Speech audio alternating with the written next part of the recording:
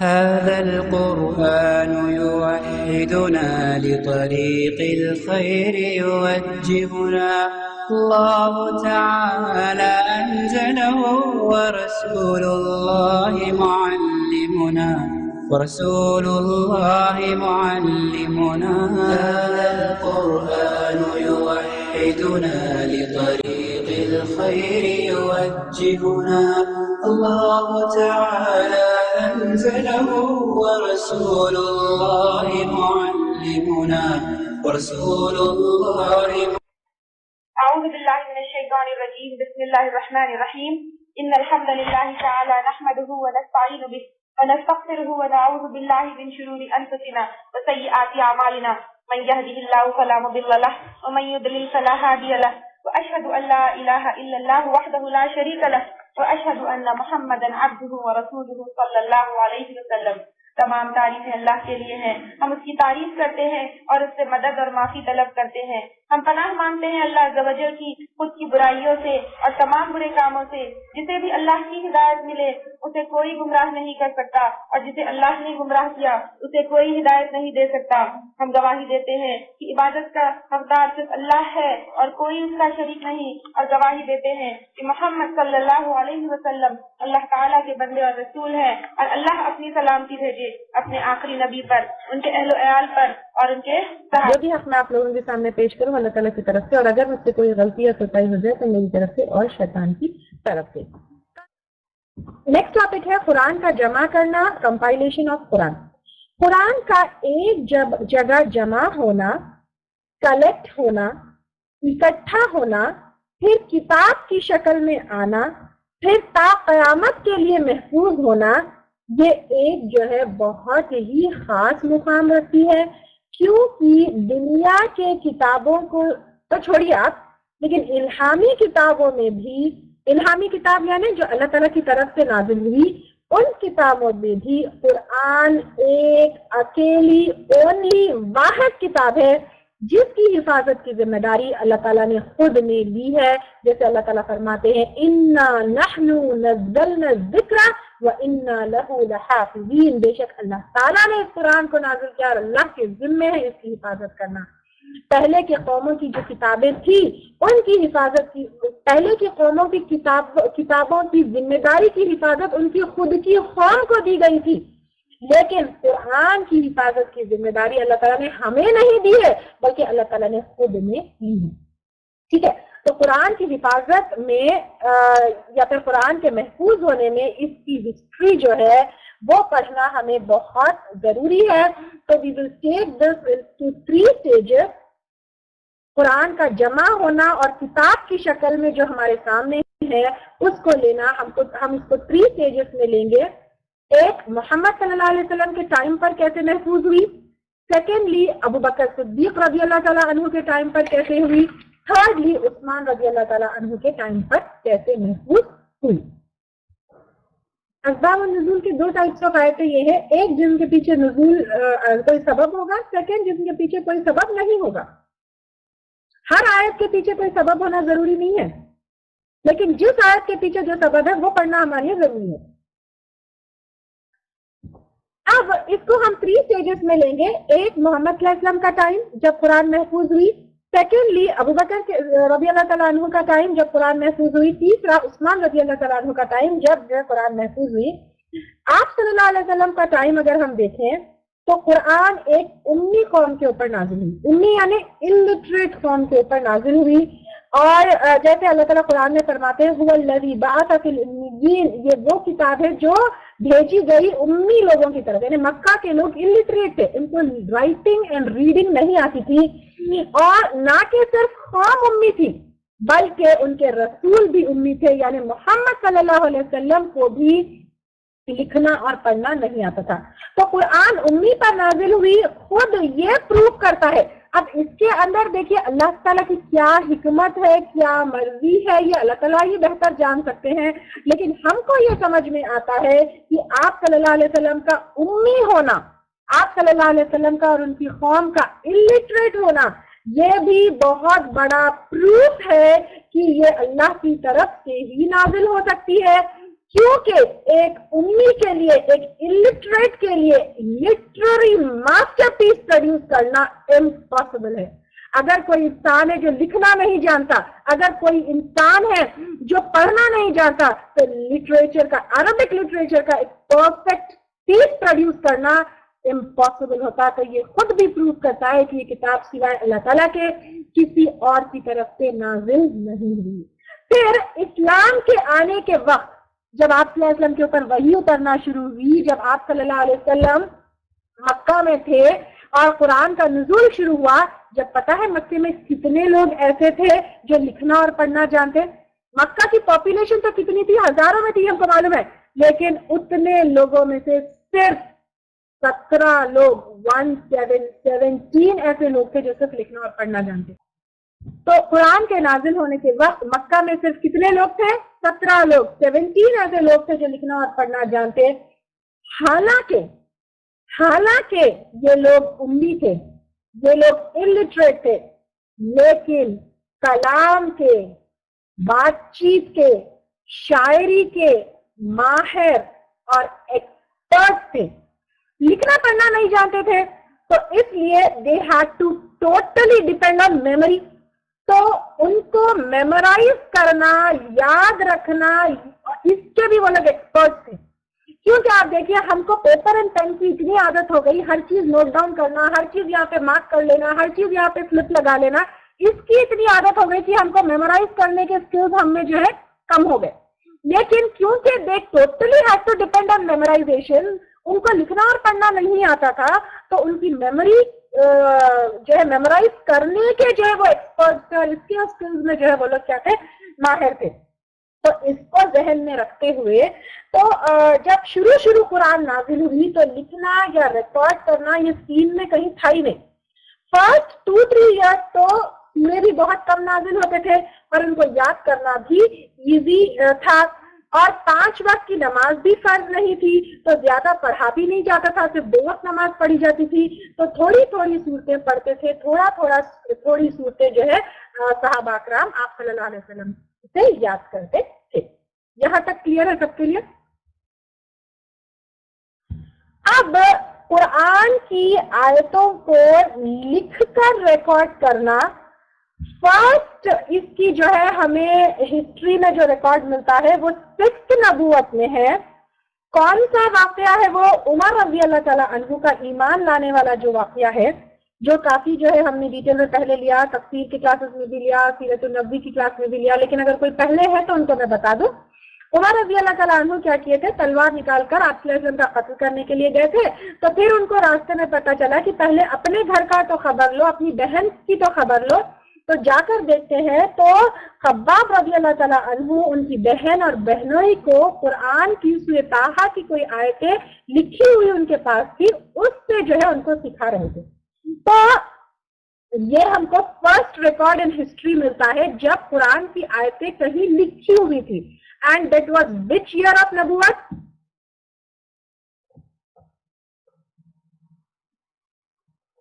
6th year of نبوت. تو یہ 6th ایئر آف نبوت میں ہم کو فرسٹ ریکارڈ ملتا ہے جہاں پر قرآن جو ہے لکھی ہوئی تھی. اب یہ قرآن ایک جھلی پر لکھی ہوئی تھی, سورہ طٰہٰ کی کچھ آیتیں لکھی ہوئی تھی. تو اس واقعے سے یہ ہمیں پتہ چلتا ہے کہ اس طرح قرآن لکھی جاتی اور لوگوں کو پڑھایا جاتا. اس وقت یعنی ایون اگر قریب تقریباً 6 ہجری کے قریب, کیونکہ I'll tell you 6 ہجری کے قریب جو ہے کیا ہوتا ہے, ریکارڈز ہمیں ملتے ہیں کہ قرآن کہیں لکھی بھی جانے جو ہے لگی. تو اس وقت کاغذ یعنی پیپر, جس طرح کا پیپر پہ ہم لکھتے ہیں, وہ پیپر عرب میں کامن نہیں تھا. عرب میں ایکچولی تھا ہی نہیں. اور اس ٹائم پر چائنا میں پیپر بنایا جاتا تھا اور آتا تھا, اور جو پیپر چائنا سے آتا تھا that was very very very very expensive and was not affordable. اس کو افورڈ کرنا پیپر چائنا سے منگوا کر it was not at all possible. تو عرب میں یوزلی جو لکھائی ہوتی تھی, جو رائٹنگ ہوتی تھی, وہ اس ٹائم پر پیپر پر نہیں ہوتی تھی بلکہ ہرن کے چمڑے سے جھلی بنائی جاتی تھی, پارچمنٹ بنائی جاتی تھی, اس کے اوپر لکھی ہوئی ہوتی تھی. تو ہرن کی چمڑی کی جھلی کے اوپر جو ہے وہ آیتیں لکھی ہوئی تھی.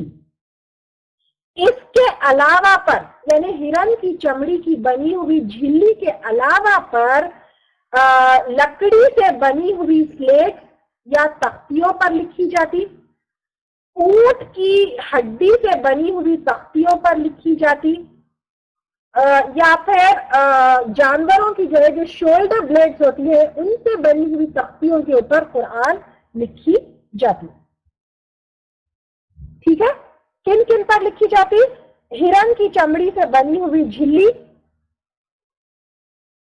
یا اس کے علاوہ پر لکڑی سے بنی ہوئی سلیٹ, یا پھر اس کے علاوہ پر اونٹ کی ہڈی سے بنی ہوئی تختیاں, یا پھر الگ الگ جانوروں کی شولڈر بلیڈ, کیونکہ شولڈر بلیڈ کیا ہوتی ہے, بہت براڈ ہوتی ہے, تو شولڈر بلیڈ سے بنی ہوئی سلیٹ کے اوپر کیا ہوا, قرآن لکھی جاتی. اب آپ صلی اللہ علیہ وسلم بھی بہت کنسرنڈ ہوتے ہیں قرآن کی حفاظت کے لیے. اس لیے آپ صلی اللہ علیہ وسلم کیا کرتے تھے, جب جبرائیل علیہ السلام آتے اور آپ صلی اللہ علیہ وسلم کو قرآن سکھاتے تو آپ صلی اللہ علیہ وسلم کو جلدی جلدی پڑھ کر جلدی جلدی یاد کرنے کی کوشش کرتے. تو اللہ تعالیٰ نے قرآن کی آیت اتاری, لا تحرک بہ لسانک لتجعل البی, آپ جو ہے جلدی جلدی مت کریے قرآن پڑھنے میں, اللہ تعالیٰ کیا کریں گے, اس کو آپ کو پڑھوائیں گے بھی اور حفاظت بھی کریں گے. اس سے یہ پتہ چلتا ہے کہ آپ صلی اللہ علیہ وسلم قرآن کو جلدی جلدی سیکھنا اور جلدی جلدی اپنے محفوظ کرنے میں, اپنے سینے میں محفوظ کرنے کے لیے بہت زیادہ کنسرن رہتے تھے. نہ کہ صرف خود یاد کرنے کے لیے پریشان رہتے تھے, لیکن چاہتے تھے کہ زیادہ سے زیادہ صحابہ اکرام کیا کریں, اس کو سیکھے, اس کو میمورائز کرے. تو مسجد میں ایک ایک صحابی کو ڈیوٹی لگاتے کہ ایک ایک جو نیا مسلم ہے یا پھر ایک ایک جو اسلام میں داخل ہوتا جائے اس کو قرآن خوب سکھائے. اور ایک وقت ایسا آیا کہ مسجد نبوی میں خوب آوازیں گونجتی کہ ایک ایک صحابی ایک ایک جو ہے دوسرے نئے نئے مسلمانوں کو جو ہے قرآن جو ہے سکھا رہے ہیں. تو پھر حکم دیا گیا کہ قرآن کو دھیرے پڑھو, ایسے گونج گونج کے جو ہے آواز میں زور زور سے پڑھو گے تو دوسروں کو ڈسٹرب ہوگا.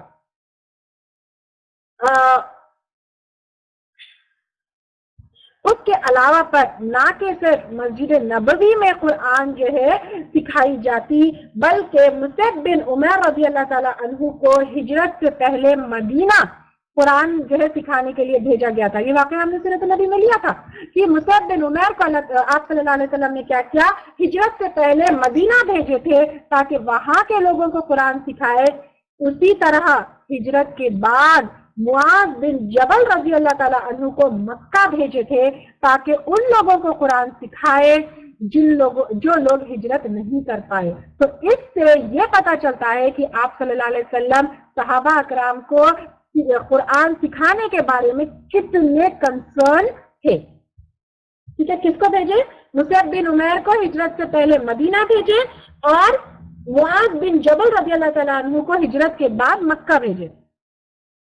کلیئر یہاں تک؟ اچھا, نہ کہ آپ صلی اللہ علیہ وسلم کنسرن تھے قرآن کی حفاظت کے بارے میں, لیکن صحابہ اکرام خود بھی آپ صلی اللہ علیہ وسلم کی اس فکر میں خوب ساتھ دیتے, خود بھی یاد کرتے, اور جو لکھنا پڑھنا جانتے صحابہ اکرام وہ کیا کرتے, وہ جتنا ہو سکا لکھنے کی بھی کوشش کرتے. جیسے ابھی جو ہے ہم کو سورہ طٰہٰ کی آیتیں لکھی ہوئی اور الگ الگ جگہ لکھی ہوئی بات لکھ لی. یاد کرنے میں, قرآن کو یاد کرنے میں جو فیمس صحابہ اکرام تھے ان کی لسٹ یہاں پر دی گئی ہے. جو ہجرت کے بعد مکے سے مدینے سے مکہ بھیجے گئے, اور معاذ بن جبل رضی اللہ تعالیٰ عنہ. یاد کرنے میں مشہور صحابہ اکرام کون کون ہے؟ ابو بکر رضی اللہ تعالیٰ عنہ, عمر, عثمان, علی, حذیفہ, عبداللہ بن مسعود, عبداللہ بن عباس, ابی بن کعب, معاذ بن جبل, زید بن ثابت رضی اللہ تعالیٰ عنہم. یہ مشہور صحابہ اکرام ہیں جو قرآن کو یاد کرتے. اب ایک بار جو ہے 4 ہجری میں دھوکے سے دشمنوں نے 70 حفاظ کا قتل کیا. یہ واقعہ بھی آپ کو پتا ہوگا کہ دھوکے سے دشمنوں نے کیا کیا, قرآن سیکھنے کے لیے 70 حفاظ کو لے کر گئے اور ان کا قتل کیا. اس واقعے سے ہم کو لارج نمبر آف صحابہ کرام جن کو قرآن حفظ تھی وہ پتہ چلتا ہے.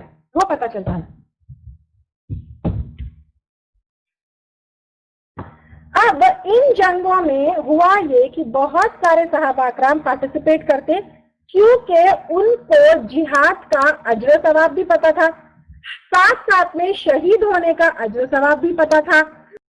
تو اس لیے جو ہے یہ جہاد اور شہید ہونے کا جو بہت ثواب اور اجر ان کو پتا تھا, تو بہت سارے صحابہ کرام بڑھ چڑھ کے جو ہے اس میں کیا کرتے, پارٹیسپیٹ کرتے. تو انہی ردہ وارز میں سے ایک تھی جنگ یمامہ. جنگ یمامہ میں تقریباً 70 صحابہ اکرام 12 ہجری میں, کون سا سال تھا یہ, 12 ہجری میں جنگ یمامہ میں 70 صحابہ اکرام شہید ہوئے. اور وہ پورے ایسے صحابہ اکرام تھے جن کو پوری قرآن حفظ تھی. اتنی زیادہ قرہ اور حفاظ کی شہادت سے عمر رضی اللہ تعالیٰ عنہ بہت پریشان ہو گئے کہ اتنے بڑے نمبر میں حفاظ جو ہے شہید ہو گئے. اور اس کے بعد ایسا بھی نہیں تھا کہ جنگیں ختم ہو گئی, جنگوں کا سلسلہ بھی چل رہا تھا.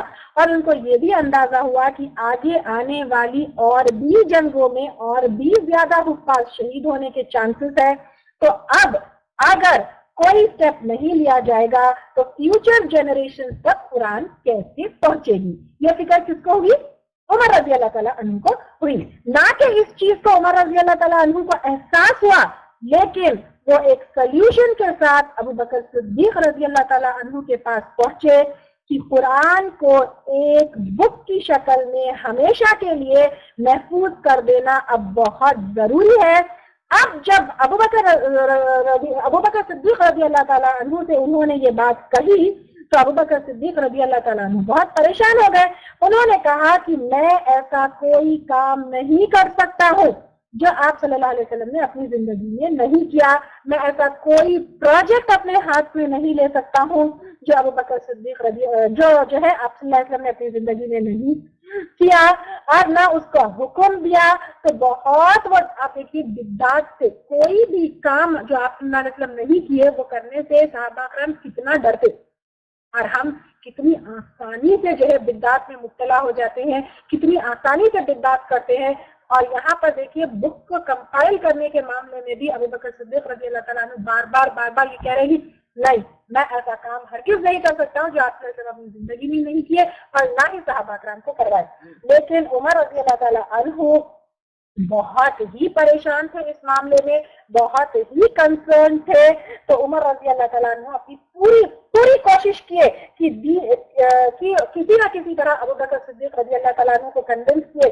وہ بار ان کو سمجھاتے یہ دین میں بدعت نہیں ہے اور اس کے فائدے بتاتے, نہ کرنے کے نقصان بتاتے. اور فائنلی الحمدللہ ثم الحمدللہ ابو بکر صدیق رضی اللہ تعالیٰ عنہ کو کنونس کرنے میں کامیاب ہوئے, سکسیسفل ہو گئے کہ یہ کام مسلمانوں کے فائدے کے لیے ہے, آگے آنے والی نسلیں اور جنریشنز کے فائدے کے لیے ہے. تو اب یہ ہمیں فائنلی کر لینا چاہیے.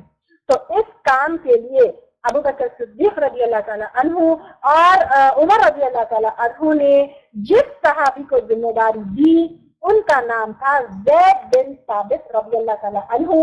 ان کو بلایا اور کہا تم ایک ہوشیار انسان ہو, ہمیں تم پر کوئی شک نہیں ہے, تم آپ صلی اللہ علیہ وسلم سے وحی جو ہے لکھا کرتے, تم آپ صلی اللہ علیہ وسلم سے وحی لکھا کرتے, تو ہم چاہتے ہیں کہ تم قرآن کو ایک جگہ جمع. اب ابو بکر صدیق رضی اللہ تعالیٰ عنہ اور عمر رضی اللہ تعالیٰ عنہ زید بن ثابت رضی اللہ تعالیٰ عنہ کو ہی کیوں چنے؟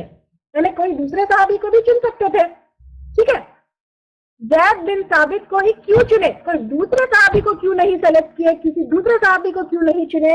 اس کے کئی ریزنز ہیں.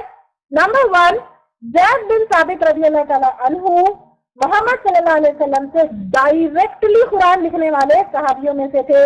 آپ صلی اللہ علیہ وسلم کے پڑوسی تھے, تو جب بھی وحی آتی آپ صلی اللہ علیہ وسلم کیا کرتے, زید بن ثابت کے پڑوسی تھے, پاس میں رہنے والے, ساتھ میں رہنے والے تھے, تو ان کو بلاتے اور ان سے جو ہے وحی لکھواتے. اور جب یہ آیت نازل ہوئی تھی، جیسے ہم نے ابھی تھوڑی دیر پہلے لیا لا یستوی القاعدون من المؤمنین، تو آپ صلی اللہ علیہ وسلم بہت سارے صحابہ اکرام کو بلائے لکھنے کے لیے، تو اس میں سے زید بن ثابت رضی اللہ تعالیٰ عنہ بھی تھے. جب وہ لکھنے گئے اور آپ کا نام لے کر آپ صلی اللہ علیہ وسلم بلائے تھے کہ زید بن ثابت کو بلاؤ وہی لکھنے کے لیے، تو وہ زید بن ثابت وہ صحابی تھے جن پر قرآن لکھنے کے معاملے میں خود آپ صلی اللہ علیہ وسلم نے ٹرسٹ کیا، اعتماد کیا، بھروسہ کیا. تو اس وجہ سے جو ہے زید بن رضی اللہ تعالیٰ عنہ کو ابو بکر صدیق اور عمر رضی اللہ تعالیٰ عنہما نے چنا. سیکنڈلی زید بن ثابت رضی اللہ تعالیٰ عنہ وہ صحابی تھے جنہوں نے پوری کی پوری قرآن آپ صلی اللہ علیہ وسلم کی زندگی میں حفظ کر لی تھی. جیسے ابھی ہم جو ہے کیا کہیں، جیسے ہم ابھی تھوڑی دیر پہلے پڑھے تھے صحابہ کرام نے یاد کی لیکن پوری کی پوری یاد نہیں تھی. کسی کو تھوڑی یاد تھی، کسی کو تھوڑی یاد نہیں تھی، کسی کو کوئی جو ہے کچھ آیتیں یاد تھی، کسی کو کچھ صورتیں یاد تھی، کوئی جو ہے آپ صلی اللہ علیہ وسلم کی زندگی کے بعد پوری حفظ کی ہے. لیکن زید بن ثابت رضی اللہ تعالیٰ عنہ وہ صحابی تھے جنہوں نے پوری قرآن آپ صلی اللہ علیہ وسلم کے ہاتھ پہ آپ صلی اللہ علیہ وسلم کی زندگی میں کی. Then next زید بن ثابت دوسرے صحابہ اکرام سے کمپیریٹیولی کم ایج ان کی تھی، وہ بہت جوان تھے. تو ایج کم ہونے کی وجہ سے، جوان ہونے کی وجہ سے ان کی میموری بہت شارپ تھی. جب آپ صلی اللہ علیہ وسلم ہجرت کر کے مدینہ آئے تو زید بن ثابت رضی اللہ تعالیٰ عنہ 11 سال کے تھے. تو جب وہ آپ صلی اللہ علیہ وسلم کے پاس، یعنی جب ہجرت کر کے آپ صلی اللہ علیہ وسلم مدینہ آئے تو زید بن ثابت انصاری صحابہ اکرام میں سے تھے، وہ مہاجرین میں سے نہیں تھے، مدینہ میں رہنے والے انصار میں سے تھے. تو جب آپ صلی اللہ علیہ وسلم ہجرت کر کے آئے تو زید بن ثابت رضی اللہ تعالیٰ عنہ کو آپ صلی اللہ علیہ وسلم کے پاس یعنی تحفظ ٹائم ملنے کے لیے جب لے جایا گیا اور کہا گیا کہ یہ لڑکا بنو نجار سے ہے اور اس نے 17 صورتیں حفظ کر لی ہے. یعنی آپ صلی اللہ علیہ وسلم کی ہجرت کرنے سے پہلے کیا ایج تھی زید بن ثابت رضی اللہ تعالیٰ عنہ کی؟ 11 ایئرس کے تھے. اور آپ صلی اللہ علیہ وسلم کو دیکھنے سے پہلے، آپ صلی اللہ علیہ وسلم سے ملنے سے پہلے، آپ صلی اللہ علیہ وسلم کی ہجرت سے پہلے 17 صورتیں حفظ کر لی تھی. تو اس پہ آپ صلی اللہ علیہ وسلم بہت خوش ہوئے تھے. یعنی آپ صلی اللہ علیہ وسلم سے جب زید بن ثابت کا انٹروڈکشن ہوا تو اسی طرح ہوا کہ 17 صورتوں کے یہ حافظ ہے، 11 سال کا بچہ ہے اور بنو نجار کا ہے. بنو نجار کون ہے؟ کیا چیز ریپیٹ کروں؟ بولیے آپ. یہ ریپیٹ کروں کیا؟ ابن مسعود رضی اللہ تعالیٰ عنہ کے پاس ایک تو یعنی ان کے پاس جو کاپیز تھی وہ کمپلیٹ نہیں تھی. یعنی they were famous for writing down and noting down and keeping their personal copies. جیسے اس کا ایگزامپل ایسے دیتی ہے، تفسیر کے اسٹوڈنٹ ہر کوئی اپنی پرسنل کاپی جو ہے رکھتے ہیں، خود ہی لکھ لیتے ہیں، سائڈ میں ایکسپلینیشن بھی لکھ لیتے ہیں. تو کسی کے پاس پوری قرآن لکھی ہوئی ہوگی، کسی کے پاس تھوڑی ہوگی، کسی کے پاس کچھ پارے ہوں گے، کسی کے پاس کچھ صورتیں ہوں گے، لیکن کلیئرلی لکھنے والے کچھ فیمس جو ہے لوگ جو ہے جانے پہچانے ہوتے ہیں. اس طرح صحابہ اکرام میں جو فیمس تھے، جن کی کاپیز جن کی فیمس تھی، وہ عبید بن کعب، عبداللہ بن مسعود، عمر بن خطاب، علی بن ابی طالب، عائشہ اور حفصہ رضی اللہ تعالیٰ عنہ تھے. ان کی کاپیز بہت فیمس تھی. ٹھیک ہے. اور ویسے 15 صحابہ اکرام کے ان کے علاوہ پر بھی پورے ملا کر 15 صحابہ اکرام کے نام آتے ہیں جن کی پرسنل کاپیز تھی. لیکن ایک چیز یاد رکھیں کہ ان کی کاپیز کمپلیٹ نہیں تھی اور ان کی کاپیز جو ہے صورتوں کا ارینجمنٹ بھی جو ہے مصحف کا جیسے ارینجمنٹ ہونا تھا ویسے نہیں تھا. جیسے فار ایگزامپل علی رضی اللہ تعالیٰ عنہ کی کاپی ترتیب نزولی میں تھی. یعنی جو صورت پہلے لکھی جاتی، جو آیت پہلے لکھی جاتی، نزول ہونے والے آرڈر میں تھی. جی آپ نے اپنے ویڈیو کو بھی میمورائز کروائے، لیکن ہر کسی کو پوری قرآن یاد نہیں تھی. کسی کو کچھ تھی، کسی کو کچھ صورتیں تھی. لیکن عائشہ اور حفصہ رضی اللہ تعالیٰ عنہ کو تو پوری تھی، حفصہ رضی اللہ تعالیٰ عنہ کو بھی پوری تھی. اور کچھ لوگ اس بات کا ذکر کرتے ہوئے کہ قرآن کی جو کاپی صحابہ کرام کے پاس تھی وہ جو ہے ترتیب نزول. واٹ از ترتیب نزولی اور ترتیب مصحف؟ یہ میں کلیئر کر دوں نئے اسٹوڈنٹس کے لیے. ترتیب نزولی جو ہے جو ترتیب میں نازل ہوئی، اور ترتیب مصحف یعنی جو ترتیب میں مصحف میں اب کمپائلڈ ہے. دونوں میں فرق ہے. اگر آپ دیکھیں گے سورہ فاتحہ ہے جس میں اختلاف مکی ہے یا مدنی ہے، اس کے بعد سورہ بقرہ ہے وہ مدنی ہے، جبکہ مکی صورتوں کو پہلے ہونا چاہیے تھا اور مدنی صورتوں کو بعد میں ہونا چاہیے تھا. رائٹ. لیکن جس جو ہے آرڈر میں اب کمپائل کی ہوئی قرآن ہے اس میں ہم کو مکی صورتیں بعد میں ملتی ہے، مدنی صورتیں پہلے ملتی ہے، بیچ بیچ میں مکی صورتیں ملتی ہے، پھر بعد میں جو ہے مدنی صورتیں، اس طرح جو ہے اس سیکوینس میں یا اس آرڈر میں نہیں ہے جس طرح نازل ہوئی تھی۔ تو جو آرڈر آف نزول ہے اس کو ترتیب نزولی کہیں گے، جو آرڈر آف کمپائلیشن ہے وہ ترتیب مصحف کہیں گے، ٹھیک ہے؟ یہ چیزیں دونوں کلیئر ہے؟ What is the difference between ترتیب نزولی and what is ترتیب مصحف؟ یہ کلیئر ہے؟ yes. اب سوال یہ پیدا ہوتا ہے کہ نئے اسٹوڈنٹ جو ہم کو میں بتا دوں کہ قرآن ترتیب نزولی میں کیوں نہیں ہے، ترتیب مصحف میں کیوں ہے؟ یعنی جو آرڈر آف جو ہے نزول ہے، جو آرڈر آف ریولیشن ہے، اسی آرڈر میں کیوں کمپائل نہیں کی گئی؟ یہ سب سے پہلے یہ اللہ تعالیٰ کی طرف سے ہے، یہ آپ صلی اللہ علیہ وسلم کی طرف سے نہیں ہے، نہ صحابہ کرام کی طرف سے ہے، نہ لیٹر آن جنریشن کی طرف سے ہے۔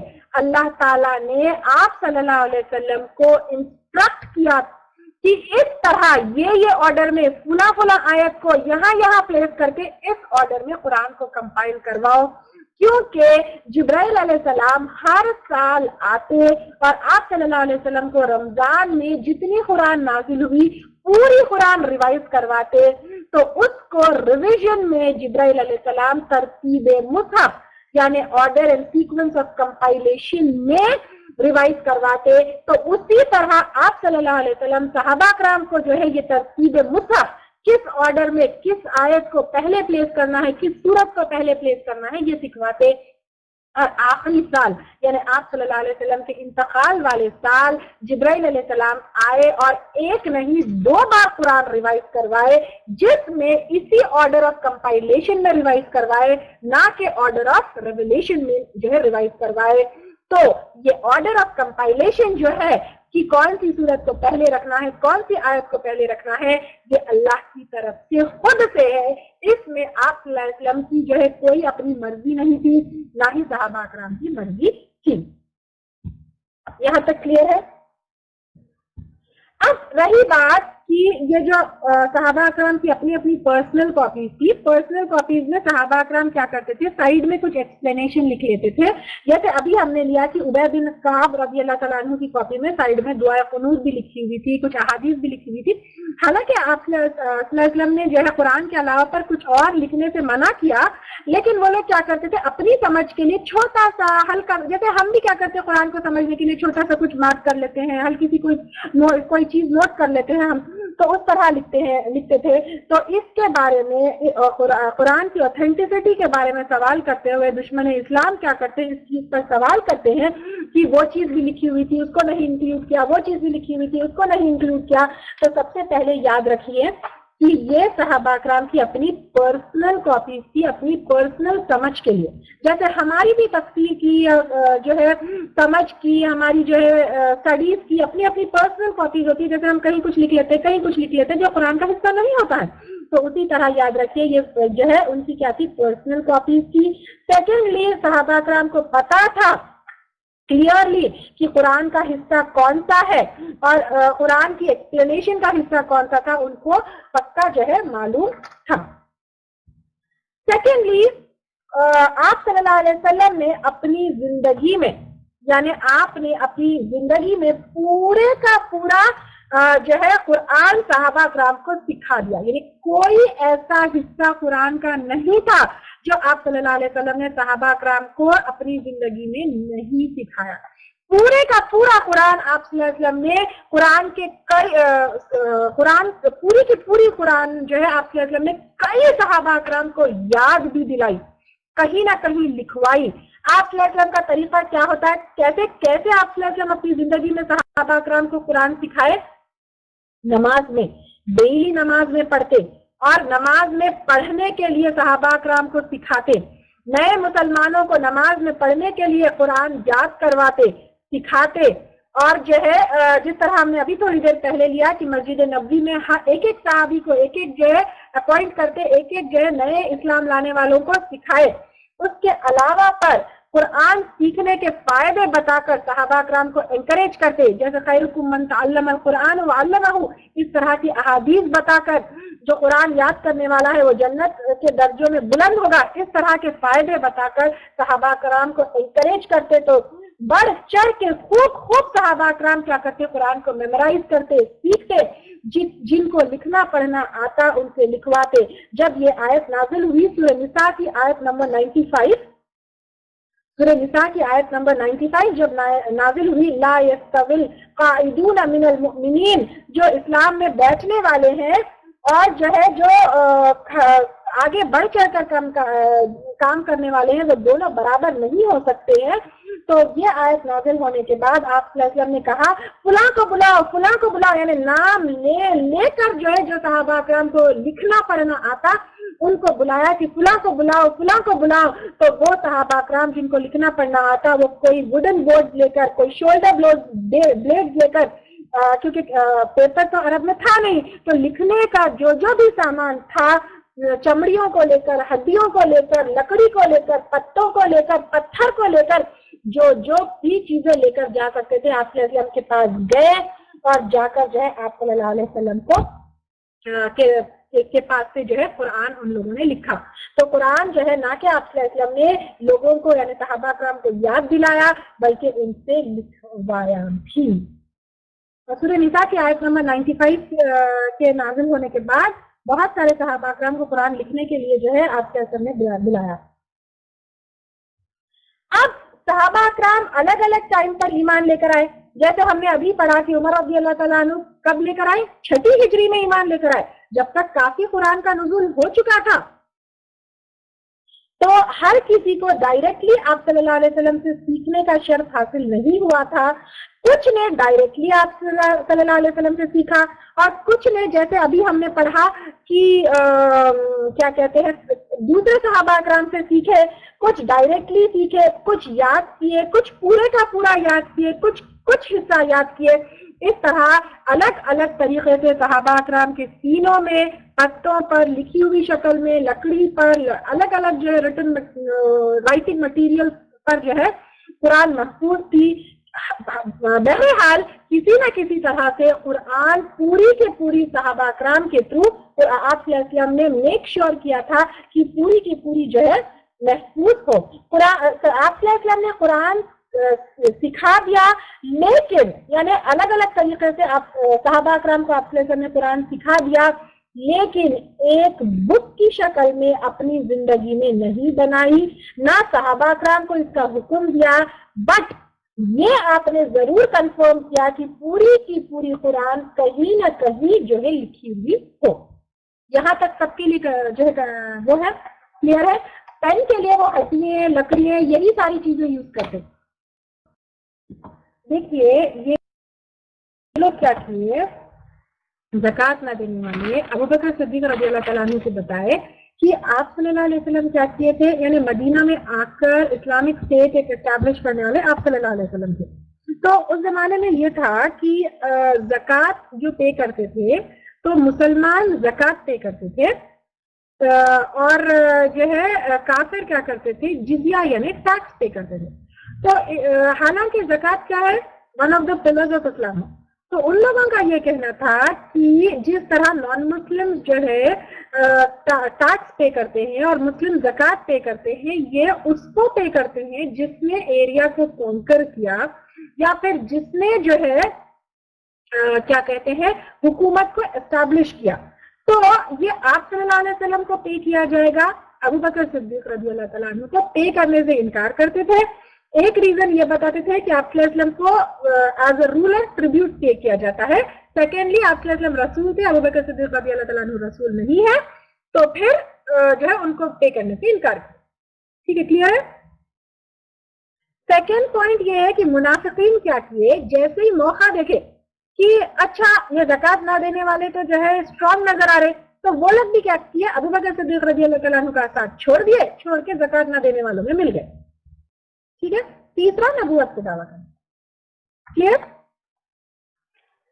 اب یہ جو نبوت کا جھوٹا نبوت کا دعویٰ کرنے والے لوگ تھے، وہ لوگ لوگوں کو کیا کہتے تھے کہ لوگوں سے کہتے تھے کہ اسلام چھوڑ دو، بہت ساری چیزیں جو حرام کر دی گئی ہے وہ اب حلال کر دی گئی ہے، اور اب جو ہے شریعت کے نئے نئے احکامات آئے کر کے کیا کرتے تھے، لوگوں کو نئے نئے باتیں نئے نئے چیزیں بتاتے. اب ابوبکر صدیق اور صحابہ کرام کے لیے بہت پریشانی کی بات تھی. ٹیکس نہیں پے کرنے والے لوگ الگ، پھر منافقین الگ، اور اوپر سے نبوت کے دعویٰ کرنے والے لوگ الگ. تو ان حالات میں بہت ساری جنگیں لڑنا پڑا. کس کو؟ ابوبکر صدیق رضی اللہ تعالیٰ عنہ کو اور صحابہ کرام کو بہت سارے جنگ یہ 3 گروپ کے اگینسٹ لڑنا پڑا، جن کو یہ جنگوں کو ردہ وارز کہا جاتا ہے. کون سے وارز؟ ردہ وارز. ردہ وارز یعنی جو یہ 3 گروپس کے اگینسٹ جو بہت ایک نہیں دو نہیں کئی جنگیں ان لوگوں کو لڑنا پڑا، تو ان کو ردہ وارز کہا جاتا ہے. هذا القرآن يوحدنا لطريق الخير يوجهنا الله تعالى أنزله ورسول الله معلمنا هذا القرآن يوحدنا لطريق الخير يوجهنا الله تعالى أنزله ورسول الله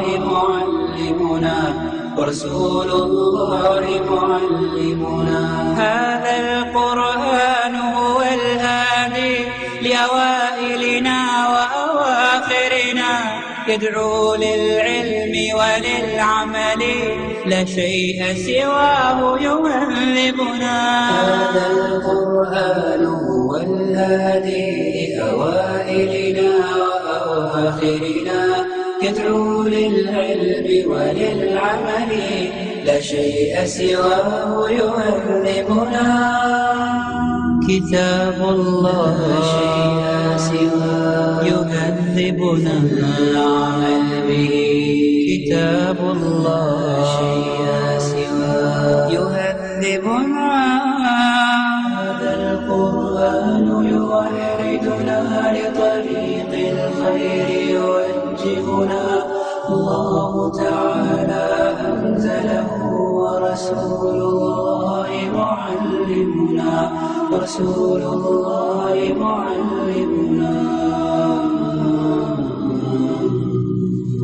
هو معجزة الله الكبرى عن سر الكون يحدثنا الله تعالى أنزله ورسول الله معلمنا هو معجزة الله الكبرى عن سر الكون يحدثنا الله تعالى أنزله ورسول الله معلمنا فلنعمل نحن بمنهجه هيا يعرب هلم بنا فلنعمل نحن بمنهجه هيا يعرب هلم بنا هذا القرآن يوحدنا لطريق الخير يوجهنا الله تعالى أنزله ورسول الله معلمنا